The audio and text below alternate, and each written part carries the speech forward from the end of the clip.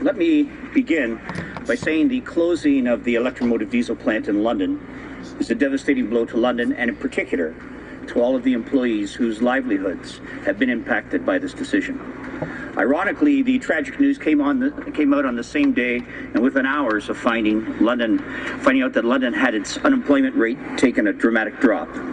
The reality of this situation is quickly settling in for the community, especially for the families and workers involved. These workers are some of the best in the world, and I believe their talents and skills will help them find future employment. Like them, I hope this is in our city of London. I truly ache for those who are now struggling to pay their bills, trying to take care of their kids, and lay awake at night wondering where to go next. I will continue to do what I can to help where I can. Some will assert that the federal government did not do as much as it could have to save these jobs, but I can stand honestly before you today saying that is not the case. The efforts of many parties were not enough in the end. Mr. Speaker, what has been most notable about this labor dispute in London is the amount of misinformation that was circulated. It was further complicated by many in the media who continually repeated information without checking the facts. Like the overall situation at electro-motive, it was the workers in particular and the community at large that suffered from the constant circulation of misinformation.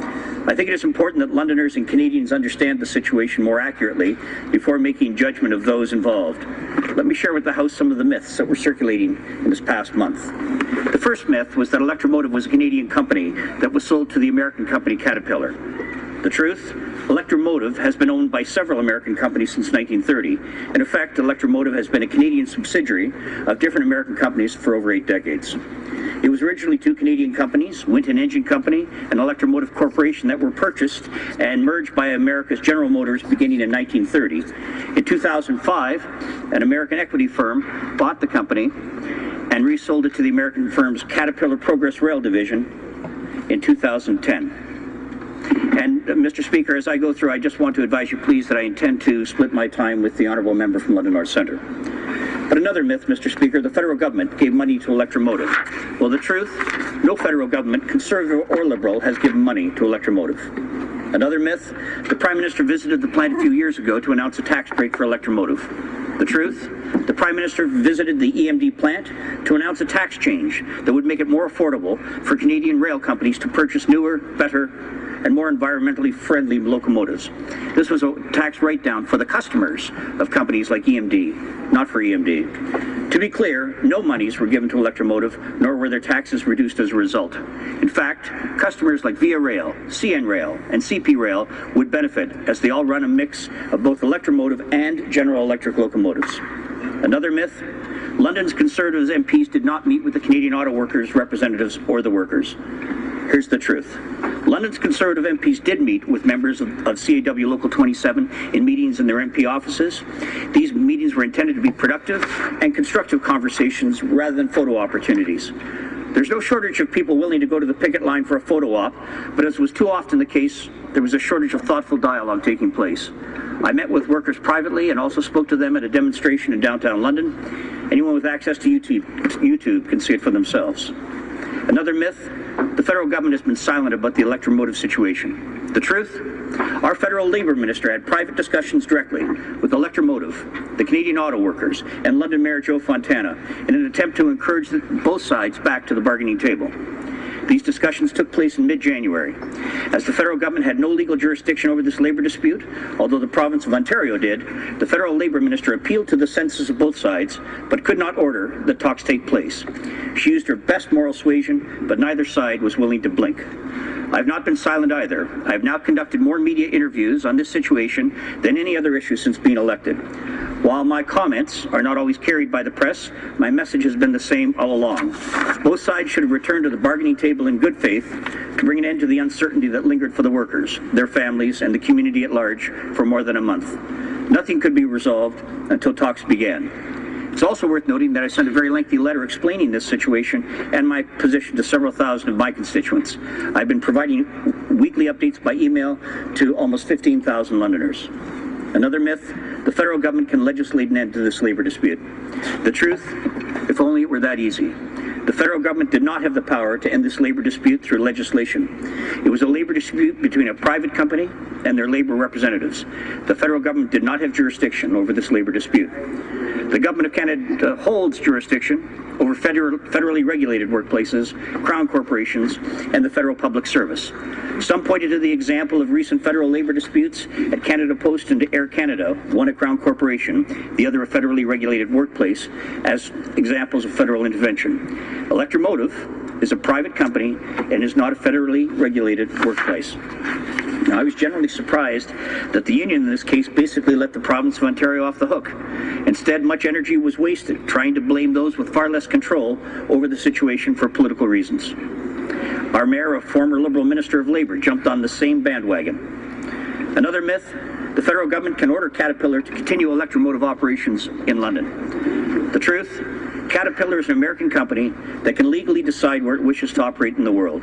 The Canadian government cannot order any foreign company to do its business in Canada. This goes the same for Canadian companies. Another myth, the federal government could have reviewed the sale of electromotive to Caterpillar and placed conditions and/or protections for the workers in the agreement. The truth, the sale of electromotive did not trigger a foreign investment review by Industry Canada because the sale of the company was below the monetary threshold required for such a formal review. Every day, businesses are bought and sold by Canadians and foreign companies, and most do not trigger a formal review.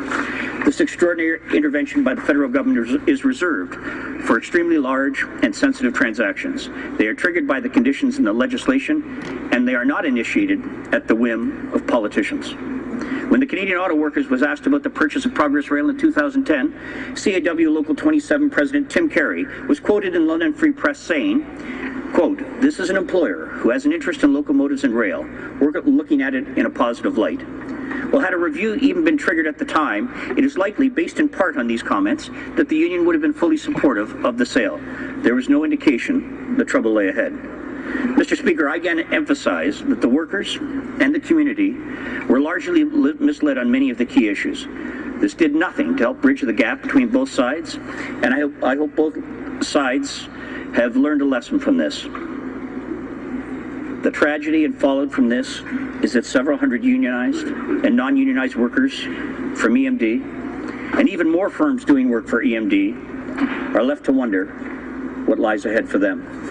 Some have since suggested that the Canadian government ban Caterpillar products from being sold in Canada. While this would likely violate a number of trade agreements, Canadians could take action as they choose. Canadians could exercise their buying power how they wish. No government needs to legislate this power to citizens. If you don't want to buy from Caterpillar, then don't. If you can convince your friends and neighbors to do the same, you can. The power already rests with Canadians to make these decisions. Good companies should be rewarded with your dollars, and those that fail to meet expectations should expect a fine that will affect their bottom line. Has Caterpillar acted honorably in this labor dispute? Well, if their intention was always to leave, then I would ask the question, why didn't they just make that announcement on January 1st? Why didn't they just, which coincided, by the way, Mr. Speaker, with the 7-month contract extension that ended on December 31st. The misery and fear placed on all EMD workers was brutal. If Caterpillar truly intended to stay, was their in-your-face wage and benefit reductions due to local profitability concerns, or because they had other options in Indiana? Now, we will never know. Clearly, the CAW was not prepared to preside over the single largest pay cut and benefit cut in its history. Neither side moved enough from their positions, and these workers and London are the losers for it. Mr. Speaker, I look forward to the rest of this debate and hope that these factual clarifications will help my colleagues debate honestly and factually about the issue at hand. I only wish to remind my honourable colleagues of the cautionary words provided to me by my Cape Breton mother. She said, "Ed, no matter how many times they tell a lie, it doesn't make it the truth." Thank you, Mr. Speaker. The Honourable Parliamentary Secretary for the Status of Women. Thank you, Mr. Speaker. I know the honourable members from both sides of the House join me in expressing disappointment that operations at London's electromotive diesel have ended. My heart goes out to all those affected, especially the families and the workers. However, my constituents and all Londoners and Canadians deserve the facts. Our government never gave a tax break to Caterpillar. Rather, it was a capital cost allowance increase for the entire locomotive industry, an increase that all parties, including the NDP, supported at committee. Mr. Speaker, I'm proud to be a Londoner Londoner, and I've stood in this House on numerous occasions to point out the many achievements of organizations and businesses in my community, and will continue to do so. However, I must say I'm exceptionally disappointed by the actions of the opposition, particularly the NDP member for London Fanshawe. We on this side of the House take real action to sustain and create jobs in our community and strengthen our city's economy. Time and time again, the opposition has provided empty rhetoric aimed at tarnishing the achievements of businesses and organizations in my great city of London, Ontario. Throughout today's debate, we have discussed investment policies and other factors that have an impact on the Canadian economy. However, I find it strange and unfortunate that the NDP has no apparent interest in the economic performance of this country and my city of London, Mr. Speaker. I think that any discussion we might have about job creation in London and across Canada would benefit from evidence showing how federal investments have been working. Actions, not empty rhetoric, are the solution. In August, I was pleased to participate via teleconference in a job summit hosted by the Mayor of the City of London. The job summit that the NDP member for London Fanshawe did not attend, Mr. Speaker.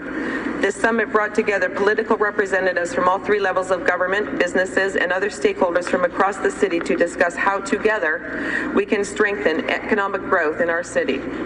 Recently, Statistics Canada reported that London's unemployment rate dropped almost an entire percentage point, creating 1,000 new jobs in our city during the month of January. Nationally, some 610,000 more Canadians are working today than when the recession ended, resulting in the strongest rate of employment growth by far among the G7 countries. Since being elected to represent my constituents of London North Centre, I've been pleased to deliver nearly $20 million in federal investments to businesses and organizations in my riding. It's a shame that the member for London Fanshawe fails to acknowledge the millions of dollars in investments our government has made in Western University, located right in the heart of London North Centre. Mr. Speaker, what do these investments mean for businesses and institutions in our city? Ted Hewitt, former Vice President of Research at Western University, had this to say: by providing researchers with the tools they need to develop innovative ideas, treatments, and technologies that benefit us at home, we are able to continue to enhance. Point of order, the honourable member. The honourable member for London Fanshawe is rising on point of order. Thank you very much, Mr. Speaker. And I would like to correct something that has been said in this House. The member opposite said that there was an economic teleconference with the Mayor of London, and I did not attend. What she fails to say is that I was out of the country and I sent a staff person to that conference. Order. That is not a point of order. That's a point of debate. The Honourable Parliamentary Secretary can resume her remarks. The Honourable member for London Fanshawe is rising on a point of privilege. I was out of the country, and 2 days before the conference, I received information that there was going to be one. And so I directed my staff to attend. I cannot return on a dime from an overseas trip to accommodate a last-minute conference. And I want this member... Order. To the honourable member, that is not a point of privilege. Resuming debate, the Honourable Parliamentary Secretary. Our government has supported London's arts community. Actually, I think I'll just read the quote that I started. By providing researchers with the tools they need to develop innovative ideas, treatments, and technologies that benefit us at home, we are able to continue to enhance the country's research reputation on the global stage. Our government has supported London's arts community by investing $30,000 in London's renowned TD Sunfest, $15,000 for London's Heritage Council Doors Open London program, and $25,000 for the London Fringe Festival. Our government has invested in the seniors and disabled in my riding of London North Centre and all Londoners by investing $3.2 million in the Centretown project. This initiative will create jobs for Londoners and offer 72 affordable housing units for low-income seniors and the disabled. Our government has supported job creation for London's youth by investing nearly $500,000 in job skills programs at Youth Opportunities Unlimited, $471,000 for job skills program at Leeds Employment, and $17,220 for job skills program at London's Pathway Skills Development Centre. All of these excellent organizations are located in my riding of London North Centre, Mr. Speaker. Londoners are hard at work in almost every aspect of everyday life of Canadians and those living abroad. In October, Quantum 5X Systems, a fantastic small business in my riding, received a federal grant of $50,000. What have they done, Mr. Speaker? Recently, they signed a contract with the National Basketball Association for the utilization of wireless microphone technology developed by Londoners to mic up players in the league. I recently visited a remarkable small business in my riding, Voices.com. Voices.com is an innovative technology firm recently developed an app that will follow toddlers to learn the alphabet in a fun, exciting way. I also was pleased to recently visit a dynamic tech company in my riding, Big Viking Games. Founded in 2011, Big Viking Games was a result of a shared desire to create, and I quote, audacious, awesome sauce and epic ridiculousness on Facebook and mobile platforms. Synergy Manufacturing, a small business in my riding that manufactures windows and homes for businesses, has doubled its employment numbers thanks to our government's economic action plan. 100,000 pounds of honey produced by McCormick Canada, located in London. Londoners working at the Labatt Brewery Company in my riding of London North Centre produce 1,029 bottles and cans of beer every minute. New York City will have 2.5 billion gallons of safe, clean water thanks to London's Trojan Technologies. Employees of London's Bros Canada ensures 1 in 3 cars are safer and more efficient. 2,000 tons of CO2 will not be in the air we breathe tomorrow thanks to the 100 new jobs created for Londoners at the London plant of the German solar corporation Keiko New Energy. Billions are traded on the New York Stock Exchange thanks in part to the design team at London Cyborg Trading Systems. There's the #1 best-selling app for that, created by the designers at the Big Blue Bubble Inc. Mr. Speaker, when it came time for the opposition to take real action by supporting our government's investment in Londoners and all Canadians, they said no. What exactly did the opposition say no to, Mr. Speaker? They said no to extending work-sharing agreements by up to 16 weeks so that companies can avoid layoffs. Since February of 2009, work-sharing has protected 300,000 jobs, Mr. Speaker. They said no to extending the targeted initiative for older workers to support training and employment programs for older workers that have invaluable knowledge and potential. This initiative has helped over 10,000 Canadians since 2007. They said no to the arts community by opposing the children's tax credit, which delivers up to $500 for parents across the country that enroll their children in arts, cultural, recreational, and development activities. They said no to our government's new family caregiver tax credit, which provides $2,000 for caregivers of all types of infirm dependent relatives, including for the first time, spouses, common law partners, and minor children. They said no to the hiring tax credit for small businesses, which provides a 1-year EI break for 525,000 small businesses across the country, reducing payroll costs for new jobs and encouraging hiring. Mr. Speaker, since we introduced Canada's Economic Action Plan to respond to the global recession, Canada has recovered more than all of the output lost during the recession. And what did the opposition say to this, Mr. Speaker? You guessed it, they said no. Where was the NDP when thousands of unionized workers across the province of Ontario were negatively impacted by the dreadful social contract the Ontario NDP government introduced in the early 90s? Where was the NDP when the disastrous Ontario NDP government caused Ontario's economy to take a nosedive in the early 90s, Mr. Speaker? Mr. Speaker, I'll tell you where they were. They were saying no to Ontarians with all high-tax, reckless plan that cost our province thousands of jobs. Want to hear some irony, Mr. Speaker? The author of this motion, the NDP member for London Fanshawe, was a cabinet minister in this disastrous Ontario NDP government. Mr. Speaker, when the doors closed at EMD, it was a sad day for London, a sad day for Ontario, and a sad day for Canada. Today's NDP motion, however, is empty rhetoric. While the opposition continually says no to Canadians, our Conservative government has and will continue to stand up for Canadians by taking real action to create and sustain jobs, strengthen our economy, and provide low-tax environment. Canadians deserve real action, and that's exactly what our government has and will continue to do. Thank you, Mr. Speaker. Questions and comments? The Honourable Member for London Fanshawe. Mr. Speaker, and I'm certainly very pleased to be able to ask a question, but first a comment. We said no, Mr. Speaker, to $60 billion in corporate tax cuts to profitable corporations that didn't create a single job. And in point of fact, those corporations are sitting on $83 billion in capital. No investment in our workers, no investment in training, no investment in equipment, no investment in Canada. The taxpayers got to invest in these corporations, but these corporations are not investing back. Now, I would like to ask a question in regard to all these important businesses that the member referenced, and ask her if a company from the United States came in and tried to undermine those businesses by buying them, by disenfranchising their workers. Would she indeed make a fuss? Would she indeed step up to the plate to make sure that the workers and the businesses were protected?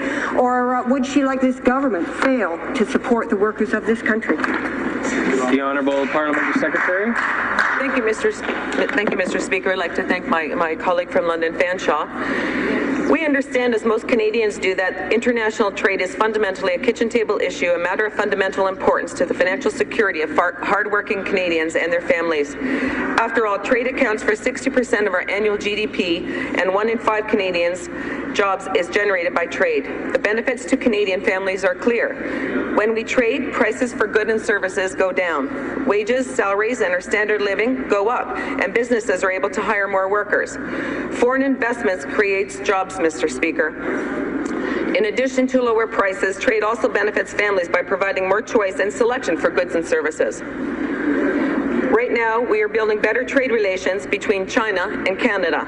That is why our government is committed to securing and deepening access to traditional markets such as the United States, while broadening and expanding access to markets such as the European Union, Brazil, and the rest of Americas. Thank you, Mr. Speaker.